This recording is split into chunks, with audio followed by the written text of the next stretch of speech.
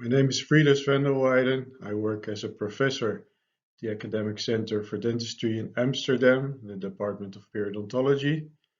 In private practice, I work as a periodontist and as an implant dentist. And the topic of this presentation is aerosol in a dental setting. First, I'd like to state a conflict of interest. I've been member of a committee that developed the guideline how to work as dental healthcare professional during the corona pandemic. The topic of this presentation is aerosol. And an aerosol is a suspension of fine solid particles or liquid droplets in air or in another gas. A well-known example of aerosol is what you see here. So mist and fog are liquid droplets in air. And also in these times where environment is an issue, there's also atmospheric aerosols which have a significant impact on the Earth's climate. For instance, volcanic or desert dust, sea salt, or aerosols originating from a biogenic source or those that are human-made. An aerosol can also contain microorganisms, and through these aerosols, diseases can spread. For instance, aerosols that originate from a breath of a patient. You may not be familiar with this, but even after flushing a toilet, we produce an aerosol, which may settle on the seat. And that's one of the reasons why we have to wash our hands after a sanitary stop. So what is aerosol specifically in dentistry? In dentistry, we have aerosol generating procedures. The definition of this is a dental procedure that results in the production of respirable airborne particles. Well, these are just some illustrations. So we have the high-speed drill, which produces aerosol. Also the ultrasonic device. We have air polishers and also air-water syringes. What ends up in the aerosol is on the one hand the non-contaminated coolant water, and on the other hand, when we start working with the instrument in the oral cavity, aerosol particles which originate from saliva, microorganisms such as bacteria and viruses, and also small blood droplets. And this is a contaminated aerosol which may cause transmission of diseases. Dental procedures, they have the potential to deposit aerosol and splatter not only where we're working, but also at some distance from the source. An example from this study shows you where the aerosol ends up. You see on a scale from 2 meters by 2 meters where you can see aerosol if you work without suction. If you then add suction, you see that the spread is less.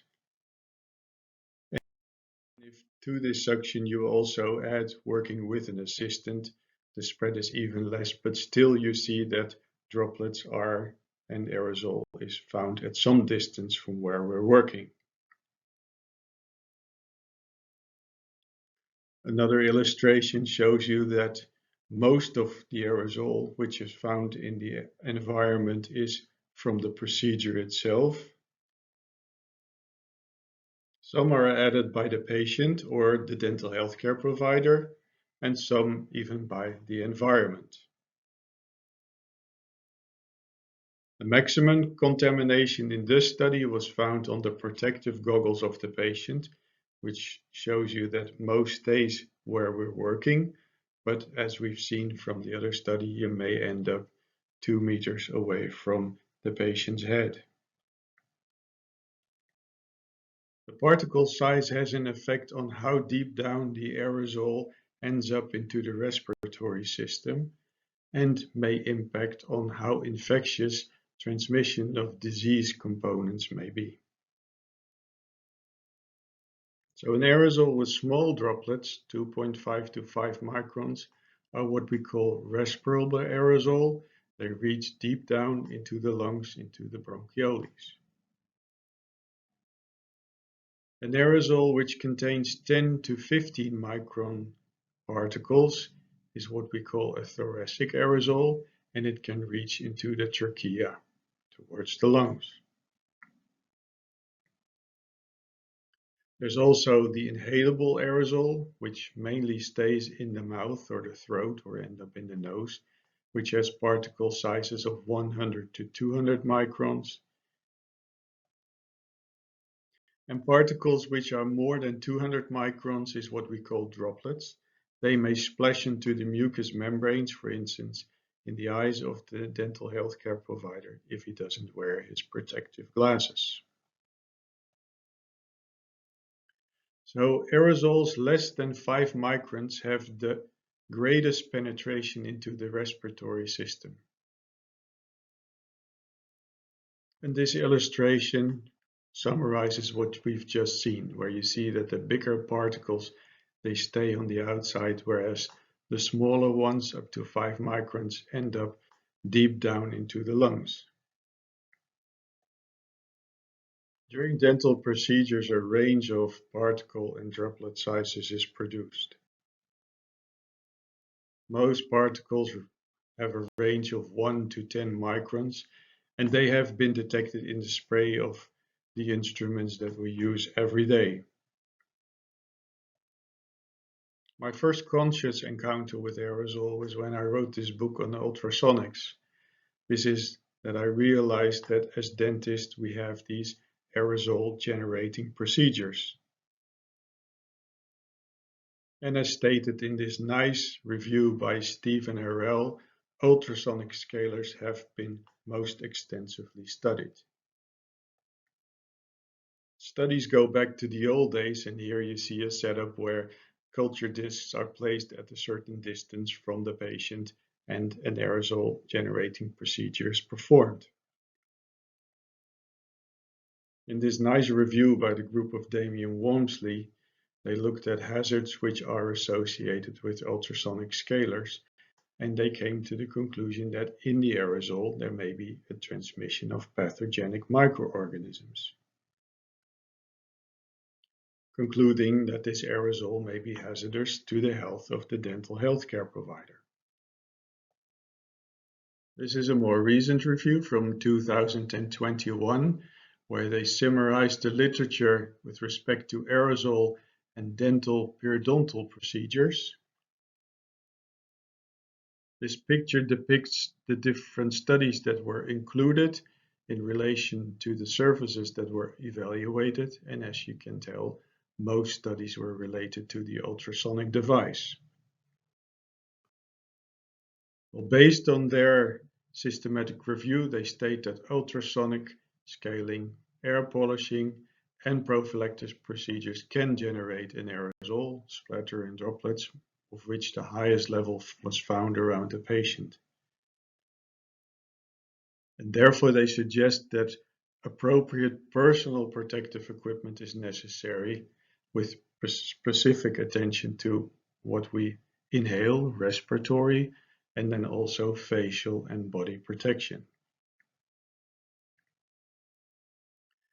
Going back to the review by Stephen Harrell, he concludes that, of course, we have the routine use of masks and gloves, but he advises also to add to this pre-procedural rinses and high volume evacuation. Let's have a look at the high volume evacuator in relation to aerosol. In this study, where they evaluated the effectiveness of a high volume evacuator, they came to the conclusion that there is an overall reduction of aerosol of approximately 88%. Also, at our own university, we performed a study where we were treating a patient with an ultrasonic device used the high volume evacuator, and then at a distance of 40 centimeters and 1.5 meters, we placed culture discs. Some were anaerobically evaluated and some were aerobically evaluated. And based on this study, the conclusion was that if you take the air microbial index, the operatory atmosphere was considered to be in good condition during the 40 minutes of continuous use of the ultrasonic scaler. This picture shows two types of cannules which you can use on the high volume evacuator, the big one and the two smaller ones which are called bambinos. And my advice would be that in combination with an ultrasonic scaler to use the smaller ones in order not to retract the coolant from the ultrasonic tip. And the bambinos are available in a nicer range of colors, so they may brighten up your day when you do your prophylaxis. Let's have a look at pre-procedural rinsing. In this study, they found that if you rinse with an antiseptic mouthwash compared to a non-rinse group, that you reduce the CFUs by 94%.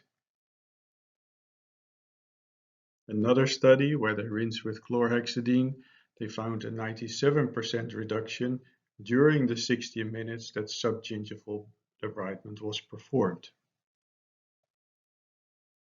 And that is the reason that from the start of my practice more than 30 years ago, I've been asking my patients to rinse with chlorhexidine before we did our procedures, not only as a protection for the dental healthcare provider, but also for the next patients which may be treated in the same room.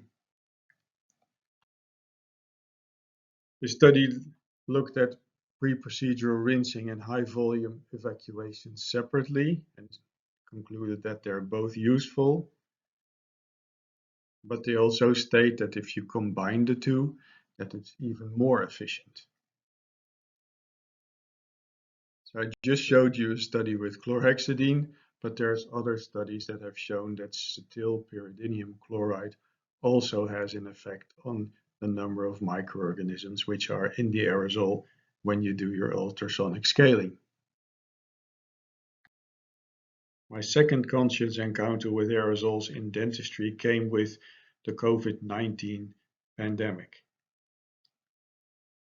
The SARS-CoV-2 coronavirus can end up into the aerosol. For instance, as is illustrated here, in little droplets, there can be virus particles which can then be transmitted to other people. If you look at this picture, it shows you where the COVID-19 lung disease is located in the lungs, and it shows you that at the base of the lungs is the highest intensity. And this suggests that it's due to a respirable aerosol with the very small particles which can go deep down into the bronchioles. The very early days of the pandemic, the New York Times wrote this publication suggesting which workers were at the greatest risk, and at the top were the dental healthcare providers, with the dental hygienist having the greatest risk. Well, in the early days, COVID-19, there was panic all over the world, but also among dental healthcare professionals. And there were all sorts of innovative ways of trying to reduce the risk of catching the COVID-19 disease. The panic also reached scientific organizations such as the European Federation of Periodontology, and they came up with this protocol, which was non-evidence based on how to treat patients during the corona pandemic. In society, we were protecting ourselves, we were wearing face masks, and this is a nice example of fashionable face masks, how to protect yourself against your fellow countrymen. There has always been a debate about the risk of dental aerosol. Let's have a look at pre-corona. This publication evaluated whether aerosol poses a risk to dental professionals, and they came to the conclusion that it's not a significant occupational hazard. However, they do recommend evidence-based prevention measures. This publication from my own university, they state that the risk of transmission of pathogens is unknown, but you cannot consider it to be negligible. Usually we don't catch any disease when we treat our patients. They do recommend high standards of infection preventive measures, not only as prevention for the dental healthcare provider, but also to prevent cross-contamination to the next patient. And then in relation to corona, there's this publication from Cochrane, and it says that no studies were found that evaluated disease transmission via aerosol, and that there was no evidence about viral contamination in aerosols.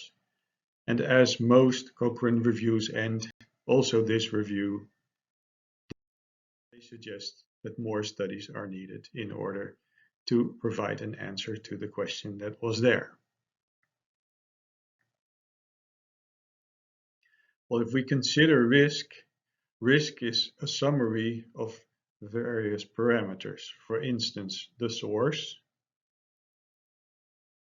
the environment, whether there's, for instance, good ventilation in the dental operatory.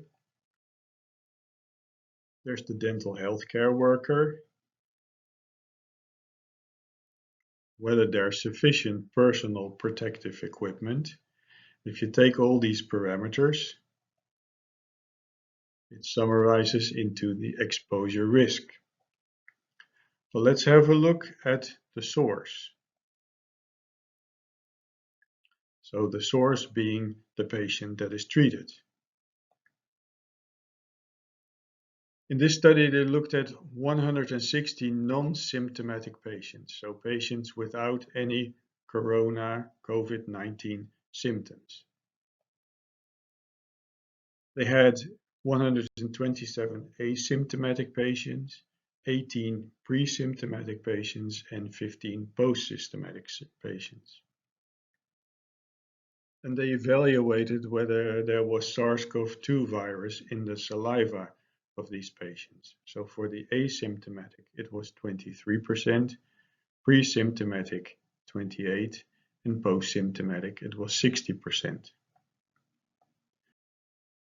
They also evaluated 41 symptomatic patients, and in the saliva of these patients, in 98%, there was SARS-CoV-2 virus detectable. In another study, they evaluated 28 individuals seeking dental treatment. These patients, they were asked to rinse with hydrogen peroxide before the treatment. Treatment was provided with ultrasonic scalers and high-speed hand pieces, and high-volume intraoral evacuators were used. They evaluated the aerosol at different surfaces, and I've taken the surface of the operator. So they performed implant treatment, ultrasonic treatment, and a restorative treatment. And they evaluated whether the microorganisms in the aerosol could be traced back to the irrigant, saliva, or was of unknown origin. If we look at the implant treatment, you see that most of the aerosol is due to the irrigant, a little to unknown source, and there's none to saliva. With ultrasonics, it's a mixture of saliva and unknown, and in a few cases there's also an origin of saliva. And in a restorative procedure, there is none that have saliva components. They summarize their overall results as follows: 78% of the microbiota could be traced to the dental irrigant, while saliva, as an average, contributes 0% to the microbiota in the aerosol. Also, in a few cases, low copy numbers of SARS-CoV-2 virus were identified, but none were found in the aerosol as generated in these patients. Well, this study did two things. They had a pre-procedural rinse and they were using high volume intraoral evacuators. So let's have a look at high volume evacuation in relation to SARS-CoV-2. There's this one publication where they had 24 patients with COVID-19. They were treating them for 10 minutes with the ultrasonic device and 5 minutes with a high-speed turbine. And this is the setup. So you see the patient in the middle,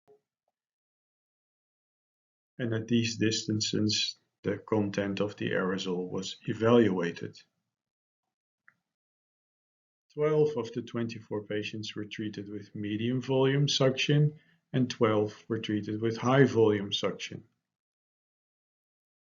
The results showed that in 5 of the 12 patients that were treated with medium volume suction, SARS-CoV-2 virus was detected in the aerosol, whereas in those 12 that were treated with high volume suction, none had the virus in their aerosol. Let's now have a look at pre-procedural rinsing in relation to SARS-CoV-2 virus. In this study, 41 symptomatic COVID-19 patients were treated, and they were divided among a group that rinsed with saline, hydrogen peroxide, chlorhexidine, or povidone iodine. Results show that the 4 mouth rinses tested decreased the viral load dependent on the product from 61 to 89% at 15 minutes and from 70 to 97% at 45 minutes. This also shows that the rinsing itself also has a reducing effect, because saline supposedly has no antiviral effect, but still it contributed to a decrease in the viral load. Another study where they used commercially available mouth rinses, povidone iodine, chlorhexidine, cetylpyridinium chloride. The patients rinsed for 30 seconds. And they collected samples of saliva at 5 minutes, 3 hours, and 6 hours post-application. This illustration shows on the top the 4 mouth rinses, and at the bottom the time points at which saliva samples were taken. So here you see the outcome of the study, and the parameter that they use is inversely related to SARS-CoV-2 virus. So the higher the bullets, the less SARS-CoV-2 virus is in saliva. And it shows you that with povidone iodine, there's quite some spread in the reduction of SARS-CoV-2 virus. With water rinsing, you see that the efficacy reduces over time. But the two products that have substantivity provide an antiviral effect up to 6 hours after 30 seconds of rinsing. So in summary, I'd like to use the quote from this publication, which says that mouth rinses are simple and efficacious means of reducing the risk. Well, as stated in the beginning, I've been member of the committee that developed the guideline Oral Care Corona in the Netherlands. When we developed this guideline, we looked at the source, we looked at the worker, and we thought that it would be best if we try to remove the source from the dental practice as much as possible. So in addition to standard personal protective equipment, we recommended triage before the dental care appointment. We wanted to avoid that patients with COVID-19-like symptoms would enter the dental operatory. We advised 1.5 meters social distancing in the waiting rooms.